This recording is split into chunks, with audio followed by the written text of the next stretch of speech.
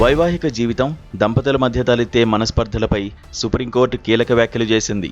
దాంపత్య జీవితంలో భార్యాభర్తల మధ్య చిన్న చిన్న కలతలు, అపార్థాలు రావడం, వాటి కారణంగా కొన్నాళ్ల పాటు ఒకరితో ఒకరు మాట్లాడుకోకుండా ఉండడం సహజమేనని సుప్రీం ధర్మాసనం వ్యాఖ్యానించింది. కేవలం 13 రోజుల పాటు భార్యతో మాట్లాడినంత మాత్రాన దాన్ని గృహహింస లేదా క్రూరత్వంగా పరిగణించలేమని స్పష్టం చేసింది.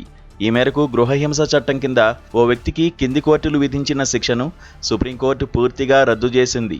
అంతేకాకుండా సదరు వ్యక్తికి సంబంధించిన పాస్పోర్ట్ను తక్షణమే అతనికి తిరిగిచ్చేయాలని అధికారులను ఆదేశించింది. జస్టిస్ జేకే మహేశ్వరి, జస్టిస్ ఏఎస్ చందూర్కర్లతో కూడిన సుప్రీంకోర్టు ధర్మాసనం ఈ సంచలన తీర్పును ఇచ్చింది. అయితే ఒమన్లో ఉద్యోగం చేస్తున్న ఒక వ్యక్తి భారతదేశంలో తన పుట్టింట్లో ఉన్న భార్యతో దాదాపు 13 రోజుల పాటు మాట్లాడలేదు.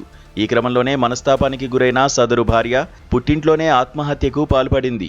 భర్త అలక వహించి మాట్లాడకపోవడం వల్లే ఆమె ఆత్మహత్య చేసుకుందని, కాబట్టి ఇది గృహహింస కిందకే వస్తుందని పిటిషనర్ తరఫు న్యాయవాది కోర్టుకు వివరించారు.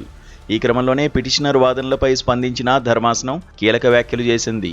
దంపతుల మధ్య అసలు ఎలాంటి వాట్సాప్ సందేశాలు లేవని చెబుతూ కేవలం మాట్లాడకపోవడాన్ని మాత్రమే నేరానికి సాక్ష్యంగా చూపడాన్ని అత్యున్నత న్యాయస్థానం తీవ్రంగా తప్పుబట్టింది.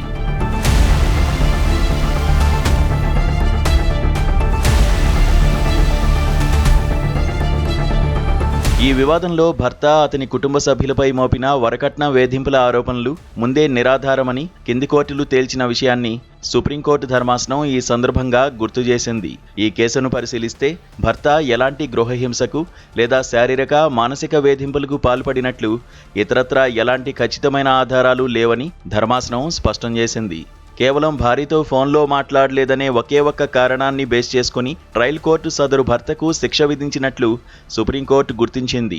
ఆ తర్వాత దాన్ని మద్రాస్ హైకోర్టు కూడా సమర్థించడం ఏమాత్రం సరికాదని సుప్రీంకోర్టు అభిప్రాయపడింది.